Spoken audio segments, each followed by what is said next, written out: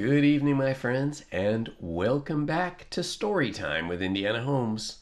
Tonight we continue with The Phantom of the Opera, Chapter 26, The End of the Ghost's Love Story.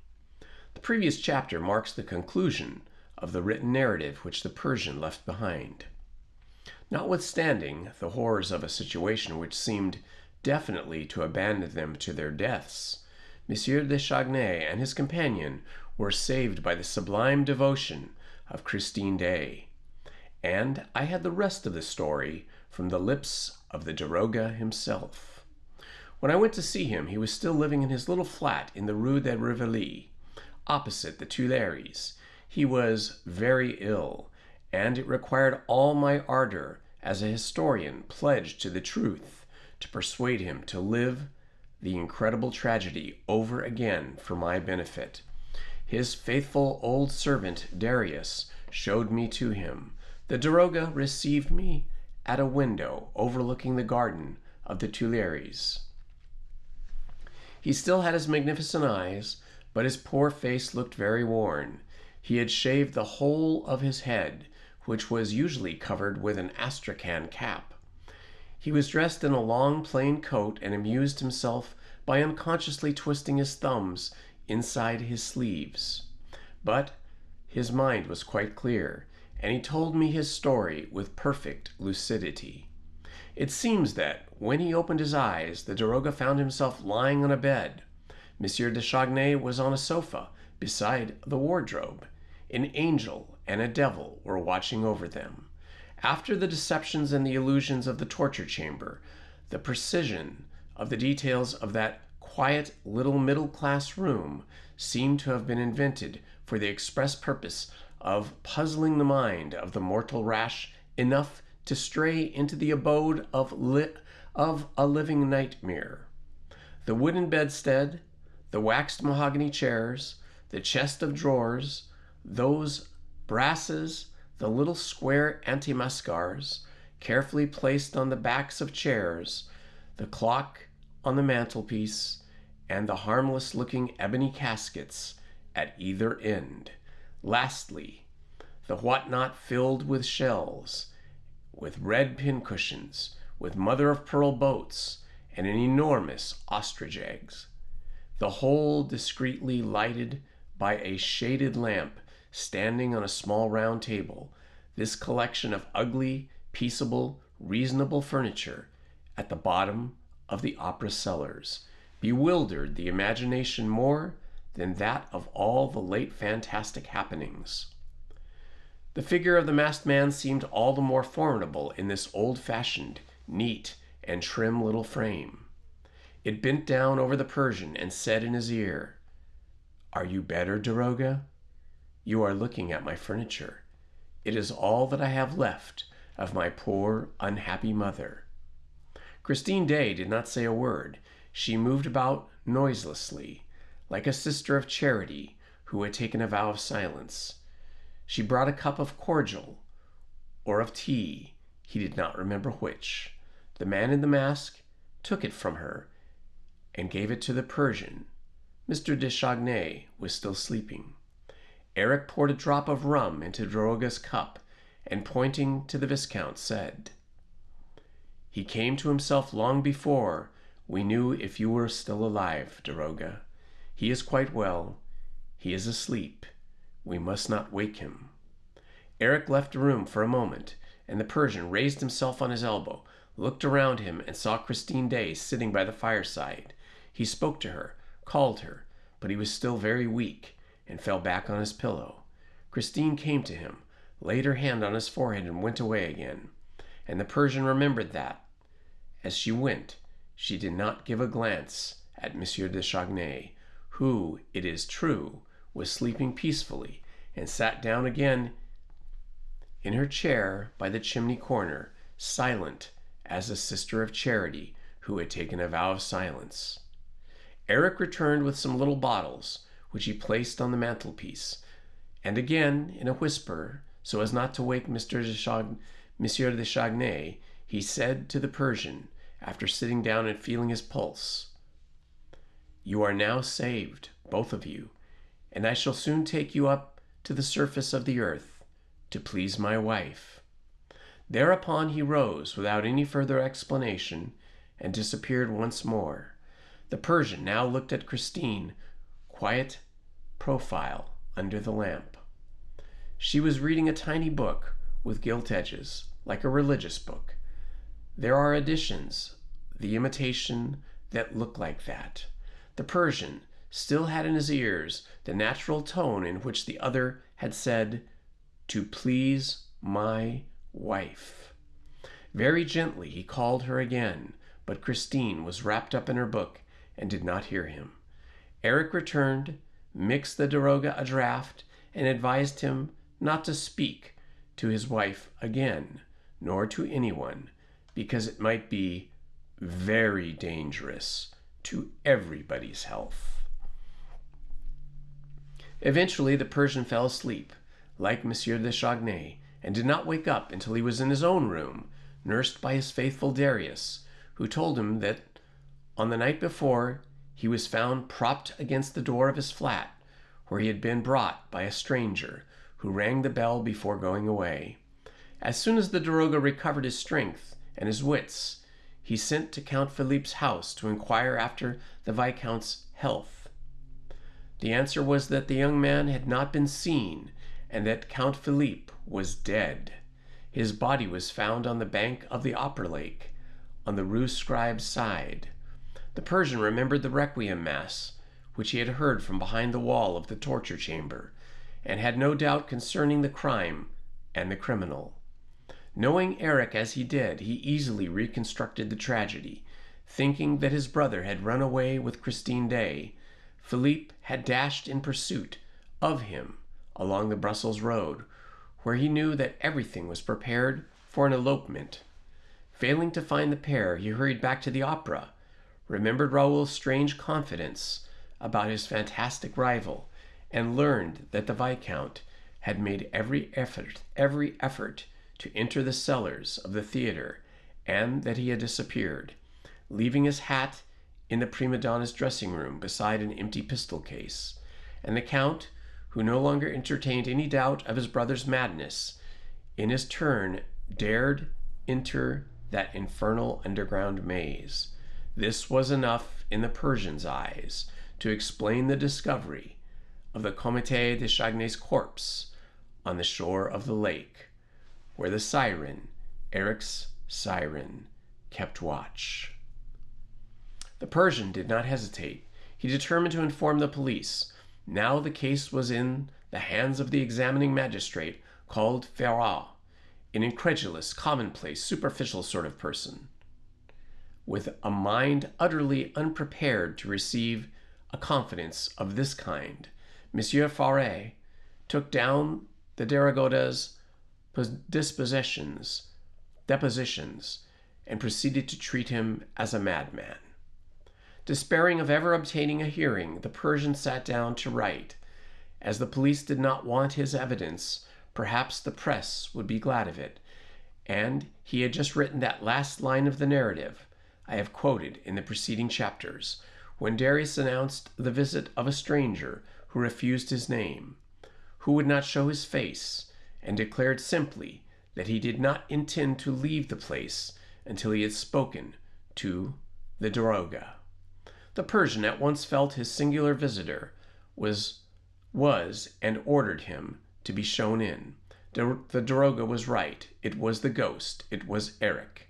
He looked extremely weak and leaned against the wall, as though he were afraid of falling. Taking off his hat, he revealed a forehead white as wax. The rest of the horrible face was hidden by the mask. The Persian rose to his feet as Eric entered. "Murderer of Count Philippe, what have you done with his brother and Christine Daae?" Eric staggered under the direct attack, kept silent for a moment, dragged himself to a chair and heaved a deep sigh. Then, speaking in short phrases and gasping for breath between words, "Daroga, don't talk to me about Count Philippe.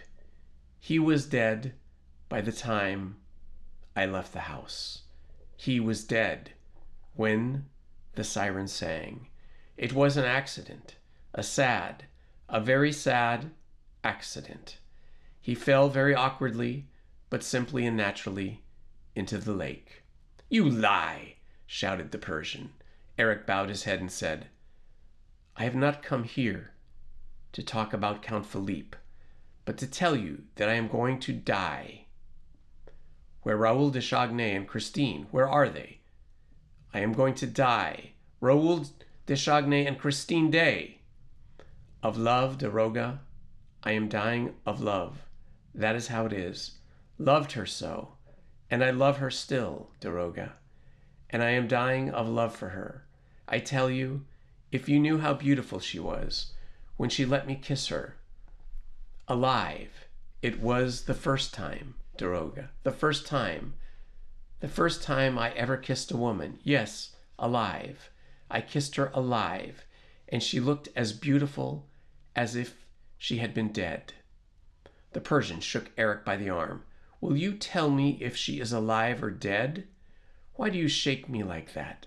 asked Eric, making an effort to speak more connectedly. "I tell you that I am going to die. Yes, I kissed her alive. And now she is dead?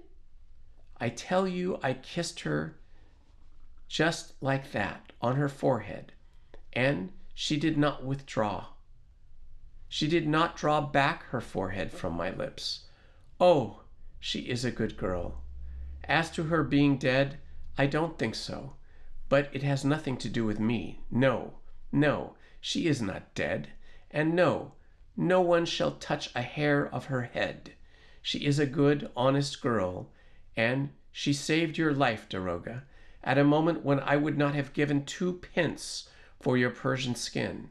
As a matter of fact, nobody bothered about you. Why, you were there with that little chap. You would have died as well as he.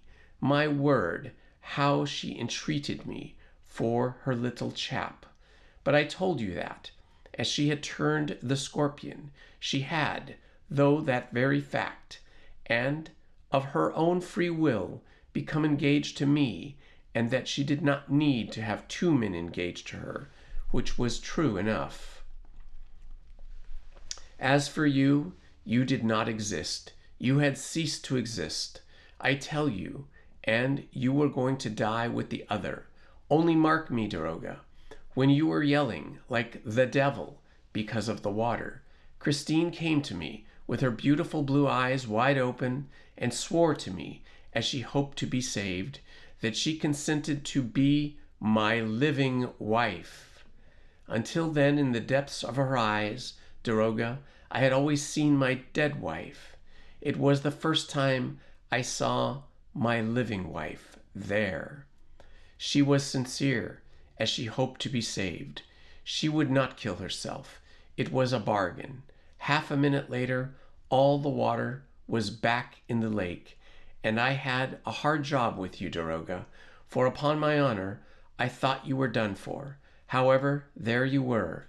It was understood that I was to take you both up to the surface of the earth. When at last I cleared Louis Philippe from you, the Louis Philippe room of you, I came back alone. What have you done with the Vicomte de Chagny? Asked the Persian, interrupting him. Ah, you see, Daroga, I couldn't carry him up like that at once. He was a hostage, but I could not keep him in the house on the lake either, because of Christine. So I locked him up comfortably. I chained him up nicely. A whiff of Masderian scent had left him as limp as a rag in the communist's dungeon, which is in the most deserted and remote part of the opera, below the 5th cellar, where no one ever comes, and where no one ever hears you. Then I came back to Christine. She was waiting for me. Eric here rose solemnly. Then he continued, but as he spoke, he was overcome by all his former emotion and began to tremble like a leaf. Yes, she was waiting for me erect and alive, a real living bride, as she hoped to be saved, And when I came forward, more timid than a little child, she did not run away. No, no, she stayed. She waited for me. I even believe, Doroga, that she put out her forehead a little. Oh, not much, just a little, like a living bride, and I kissed her. I, and she did not die. Oh, how good it is, Doroga, to kiss somebody on the forehead. You can't tell, but my mother, Doroga, my poor unhappy mother, would never let me kiss her. She used to run away and throw me my mask, nor any other woman ever, ever. Ah, you can understand my happiness was so great. I cried, and I fell at her feet crying, and I kissed her feet, her little feet, crying. You're crying too, Doroga. And she cried also.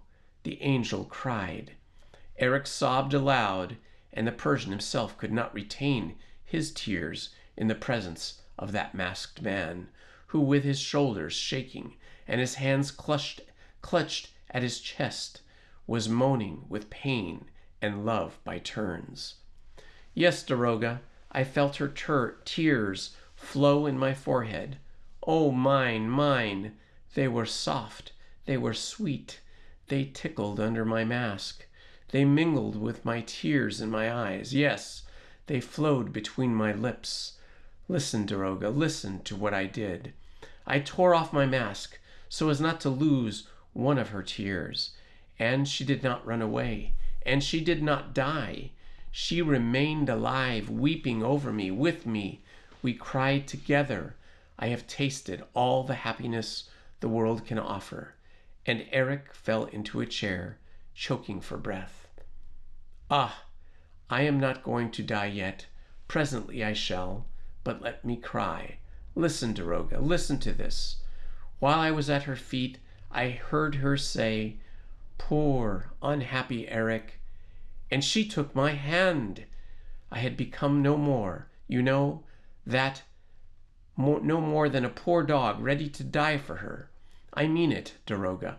I held in my hand a ring, a plain gold ring, which I had given her, which she had lost, and which I had found again.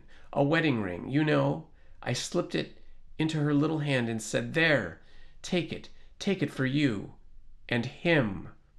It shall be my wedding present, a present from your poor, unhappy Eric. I know you love the boy. Don't cry any more."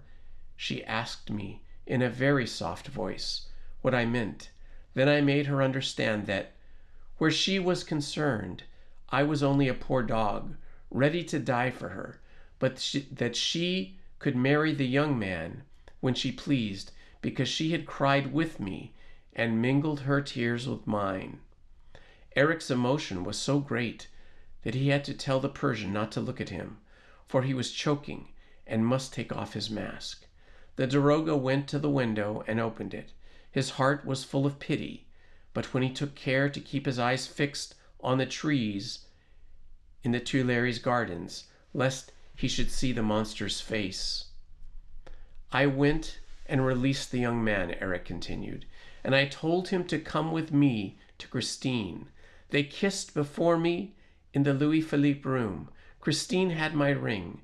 I made Christine swear to come back one night when I was dead, crossing the lake from the Rue Scribe's side, and bury me in the greatest secrecy with the gold ring, which she was to wear until that moment.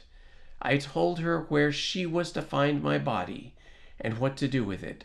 Then Christine kissed me for the first time herself, here on the forehead. Don't look, Doroga. Here on the forehead, or my forehead, mine. Don't look, Doroga. And they went off together. Christine had stopped crying. I alone cried. Doroga, Doroga, if Christine keeps her promise, she will come back. The Persian asked him no questions. He was quite reassured as the fate of Raoul de Chagny and Christine Daae. No one could have doubted the word of the weeping Eric that night. The monster resumed his mask, and collected his strength to leave Daroga. He told him that, when he felt his end to be very near at hand, he would send him, in gratitude for the kindness which the Persian had once shown him, that which he held dearest in the world, all Christine Daae's papers, which she had written for Raoul, and for Raoul's benefit, and left with Eric together with a few objects belonging to her, such as a pair of gloves, a shoe buckle, and 2 pocket handkerchiefs. In reply to the Persian's questions, Eric told him that 2 young people, as soon as they found themselves free, had resolved to go and look for a priest in some lonely spot where they could hide their happiness, and that, with the object in view, they had started from the northern railway station of the world. Lastly, Eric relied on the Persian, as soon as he received the promised relics and the paper, to inform the young couple of his death, and to advertise it in the Epoque. That was all. The Persian saw Eric to the door of his flat, and Darius helped him down the street. A cab was waiting for him. Eric stepped in, and the Persian, who had gone back to the window, heard him say to the driver, "Go to the opera," and the cab drove off into the night. The Persian had seen the poor, unfortunate Eric for the last time. 3 weeks later, the Epoque published this advertisement: "Eric is dead." There is an epilogue, and it reads, "I have now told the singular but veracious story of the opera ghost. As I declared on the first page of this work, it is no longer possible to deny that Eric really lived. There are today so many proofs of his existence within the reach of everybody that we now can follow Eric's actions logically through the whole tragedy of the Chagnays. There is no need to repeat here how greatly the case excited the capital, the kidnapping of the artist, the death of the Comité de Chagny under such exceptional conditions, the disappearance of his brother, the drugging of the gas man at the opera house and his 2 assistants, what tragedies, what passions, what crimes had surrounded the idol of Raoul and the sweet and charming Christine. What had become of that wonderful, mysterious artiste, of whom the world has never to hear again? She was represented as the victim of a rivalry between 2 brothers, and nobody suspected what had really happened. Nobody understood that, as Raoul and Christine had both disappeared, both had withdrawn far from the world to enjoy a happiness which they would not have cared to make public after the inexplicable death of Count Philippe. They took the train one day from the northern railway station of the world. Possibly I too shall take the train at that station one day, and go and seek around thy lakes, O Norway, O silent Scandinavia, for perhaps still living traces of Raoul and Christine, and also Mamma Valerius, who disappeared at the same time. Possibly someday I shall hear the lonely echoes of the north repeat the singing of her who knew the angel of music. Long after the case was pigeonholed by the unintelligent care of Monsieur Deluge, the instruction Farrar, the newspapers made efforts at intervals to fathom the mystery. One evening, an evening paper alone, which knew all the gossip of all the theaters, said, "We recognize the touch of the opera ghost," and even that was written by way of irony. The Persian alone knew the whole truth and held the main proofs which came with him, the pious relics promised by the ghost. It fell to my lot to complete those proofs with the aid of the Daroga himself. Day by day, I kept him informed of the progress of my inquiries, and he directed them. He had not been to the opera for years and years, but he had preserved the most accurate recollection of the building, and there was no better guide than he possible to help me to discover its most secret recesses. He also told me where to gather further information, whom to ask, and he sent me to call on Monsieur Paulinet at the moment when the poor man was nearly drawing his last breath. I had no idea that he was so very ill, and I shall never forget the effect which my questions about the ghost produced upon him.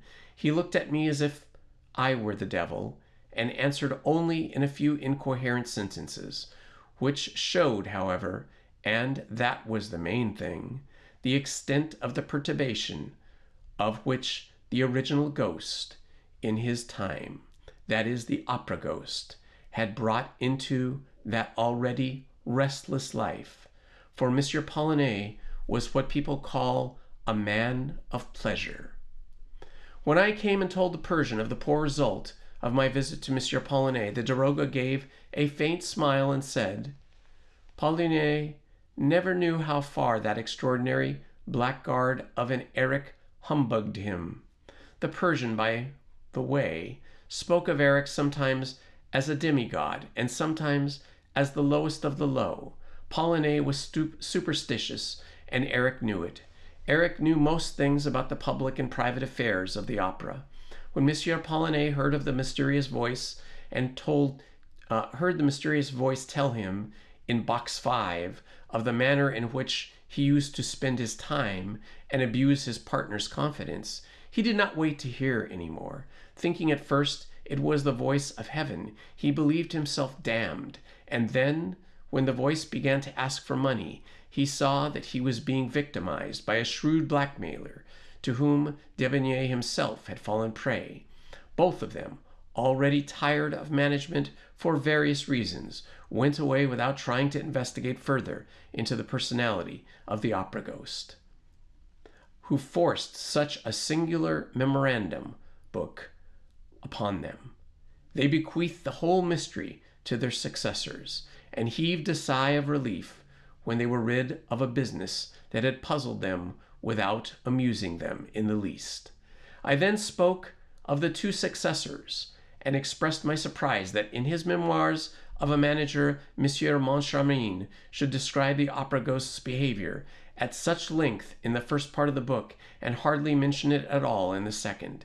In reply to this, the Persian, who knew the memoirs as thoroughly as if he had written them himself, observed that I should find the explanation of the whole business if I would just recollect the few lines which Moncharmin devotes to the ghost in his second part aforesaid. I quote these lines, which are particularly interesting because they describe the very simple manner in which the famous incident of the 20,000 francs was closed. As for the opera ghost, some whose curious tricks I have related in the first part of my memoirs, I will only say that he redeemed by one spontaneous fine action all the worry which he had caused my dear friend and partner, and, I am bound to say myself, he felt no doubt that there are limits to a joke, especially when it is so expensive, and when the commissary of police has been informed, for, at the moment when we had made an appointment in our office with Monsieur Mifroid to tell him the whole story, a few days after the disappearance of Christine Day, we found on Richard's table a large envelope inscribed in red ink with Opera Ghost's compliments. It contained the large sum of money which he had succeeded in playfully extracting for the time being from the treasury. Richard was at once of the opinion that we must be content with that and drop the business. I agreed with Richard. All's well that ends well. What do you say, Opera Ghost? Of course, Moncharmin, especially after the money had been restored, continued to believe that he had, for a short while, been the butt of Richard's sense of humor, whereas Richard, on his side, was convinced that Moncharmin had amused himself by inventing the whole affair of the Opera Ghost in order to revenge himself for a few jokes. I asked the Persian to tell me by what trick of the ghost had the 20,000 francs from Richard's pocket in spite of the safety pin. He replied that he had not gone into this little detail, but that if I myself cared to make an investigation on the spot, I should certainly find a solution to the riddle in the manager's office by remembering that Eric had not been nicknamed the trapdoor lover for nothing. I promised the Persian to do so as soon as I had time, and I may well as tell the reader at once that the results of my investigation were perfectly satisfactory, and I had hardly believed that I should ever discover so many undeniable proofs of the authenticity of the feats ascribed to the ghost.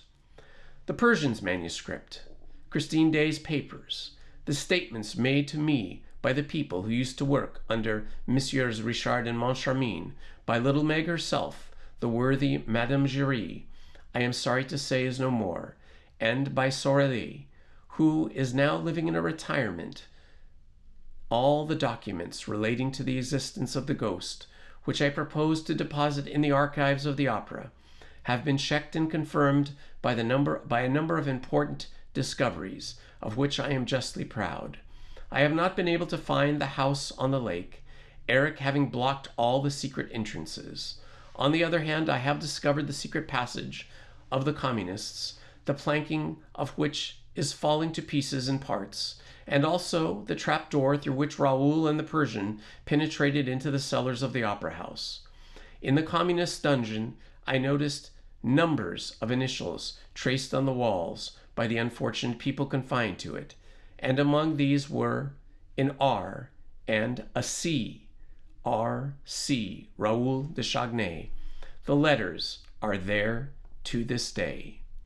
If the reader will visit the opera one morning and ask leave to stroll where he pleases without being accompanied by a stupid guide, let him go to the box 5 and knock with his fist or stick on an enormous column that separates this from the stage box. He will find that the column sounds hollow. After that, do not be astonished by the suggestion that it was occupied by the voice of the ghost. There is room inside of the column for 2 men. If you are surprised by that, when the various incidents occurred, no one turned around to look at the column. You must remember that it presented the appearance of solid marble, and that the voice contained in it seemed rather to come from the opposite side, for as we have seen, the ghost was an expert ventriloquist. The column was elaborately carved and decorated with the sculptor's chisel, and I do not despair of one day discovering the ornament that could be raised or lowered at will, so as to admit the ghost's mysterious correspondence with Messieurs Giry of his generosity. However, all these discoveries are nothing, to my mind, compared with that which I was able to make in the presence of the acting manager in the manager's office, within a couple of inches from the desk chair, and which consisted of a trapdoor, the width of a board in the flooring, and the length of a man's forearm, and no longer, a trapdoor that falls back like a lid of a box, a trapdoor through which I can see a hand come dexterously fumble at the pocket of a swallow tailcoat. That is the way the 40,000 francs went, and that is the way by which, through some trick or other, they were returned. Speaking about this to the Persian, I said, so we may take it, as the 40,000 francs were returned, that Eric was simply amusing himself with that memorandum book of his. Don't you believe it, he replied. Eric wanted money. Thinking himself without the pale of humanity, he was restrained by no scruples, and he employed his extraordinary gifts of dexterity and imagination, which he had received by way of compensation for his extraordinary ugliness, to prey upon his fellow men. His reason for restoring the 40,000 francs of his own accord was that he no longer wanted it. He had relinquished his marriage with Christine Daae. He had relinquished everything above the surface of the earth. According to the Persian's account, Eric was born in a small town not far from Rouen. He was the son of a master mason. He ran away at an early age from his father's house, where his ugliness was a subject of horror and terror to his parents, For a time he frequented the fairs, where a showman exhibited him as the living corpse. He seems to have crossed the whole of Europe, from fair to fair, and to have completed his strange education as an artiste and magician at the very fountainhead of art and magic among the gypsies.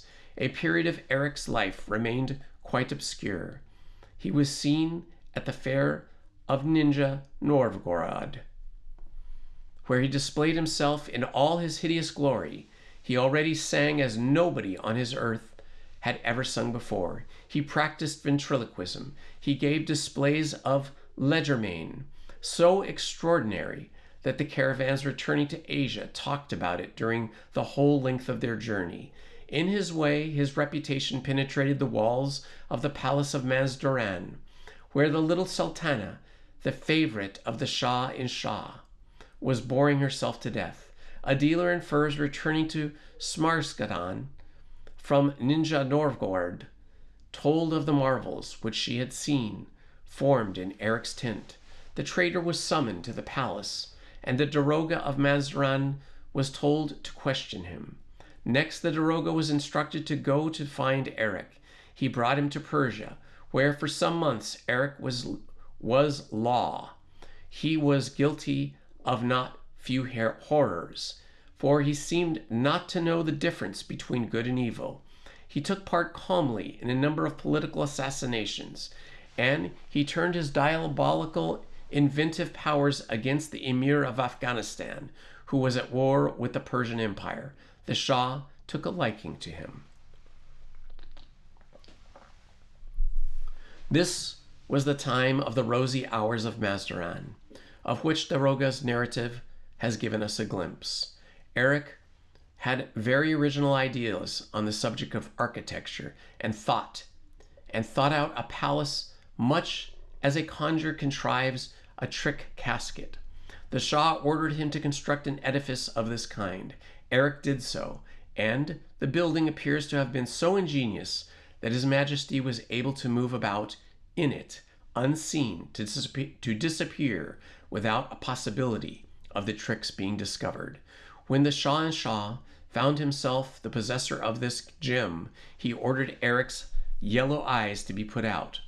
But he reflected that even when blind, Eric would still be able to build so remarkable a house for another sovereign, and also that as Eric was alive, someone would know the secret of the wonderful palace.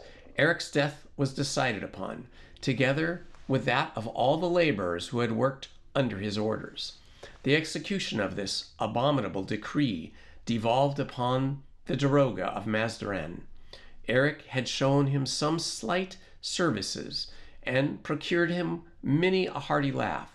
He saved Eric by providing him with the means of escape, but nearly paid with his own head for his generous indulgence.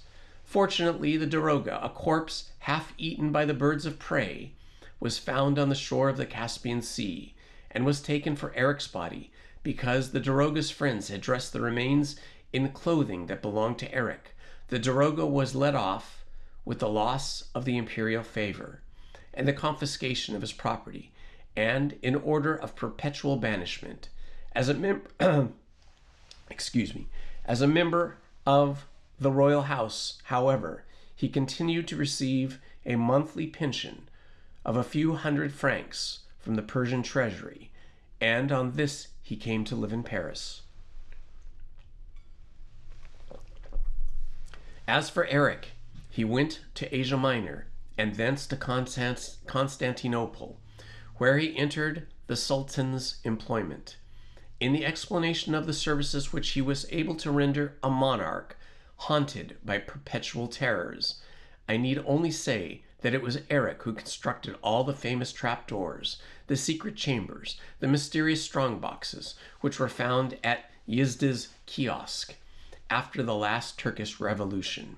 He also invented those automata, dressed like the Sultan and resembling the Sultan in all respects, which made people believe that the commander of the faithful was awake at one place, when in reality he was asleep elsewhere. Of course, He had to leave the Sultan's service for the same reason that made him fly from Persia. He knew too much. Then, tired of his adventures, formidable and monstrous life, he longed to be someone like everybody else, and he became a contractor, like any ordinary contractor, building ordinary houses with ordinary bricks. He tendered for part of the foundations in the opera. His estimate was accepted. When he found himself in the cellars of the enormous playhouse, his artistic, fantastic, wizard nature resumed the upper hand. Besides, he was not as ugly as ever. He dreamed of creating his own use, a dwelling unknown for the rest of the world, where he could hide from men's eyes for all time. The reader knows and guesses the rest. It is all in keeping with this incredible yet veracious story. Poor, unhappy Eric. Shall we pity him? Shall we curse him? He asked only to be someone like everyone else. But he was too ugly, and he had to hide his genius or use it to play tricks with. When with an ordinary face, he would have been one of the most distinguished of mankind. He had a heart that could have held the empire of the world, and in the end, he had to content himself with a cellar. Ah, yes, we must need pity the opera ghost. I have prayed over this mortal remains, his mortal remains, that God might show him mercy, notwithstanding his crimes. Yes, I am sure, quite sure, that I prayed beside his body the other day, when they took it from the spot where they were burying the phonographic records. It was his skeleton. I did not recognize it by the ugliness of the head, for all men are ugly when they have been dead as long as that, but by the plain gold ring which he wore and which Christine Daae had certainly slipped onto his finger when she came to bury him in accordance with her promise. The skeleton was lying near the little well, in the place where the angel of music first heard Christine Daae fainting in his trembling arms, on the night when he carried her down to the cellars of the opera house. And now, what do they mean to do with that skeleton? Surely they will not bury it in a common grave. I say the place of the skeleton of the opera ghost is in the archives of the National Academy of Music. It is no ordinary skeleton. Even so, I am convinced that it would be easy to reach it by draining the lake, as I have repeatedly requested the Ministry of Fine Arts to do. I was speaking about it to Monsieur Desjardins Barmutz, the Undersecretary of Fine Arts, only 40 hours before the publication of this book. Who knows but that the score of Don Juan Triumphant might yet be discovered in the house on the lake. And that, my friends, is the end of The Phantom of the Opera. Quite a story. Quite different from the Phantom of the Opera musical so many of us have seen and loved in the movie theater, on television, or on the stage of Broadway. Yes, it's dark, but it ends well for Christine Daae and the Viscount. This has been a pleasure, albeit sometimes very somber, but as always interesting and thought-provoking. I hope you all enjoyed this story. This has been Indiana Homes. Love to you all until we meet again with our next story. Good night. Please hit the like button, subscribe, and hit the notifications button. Thank you very much.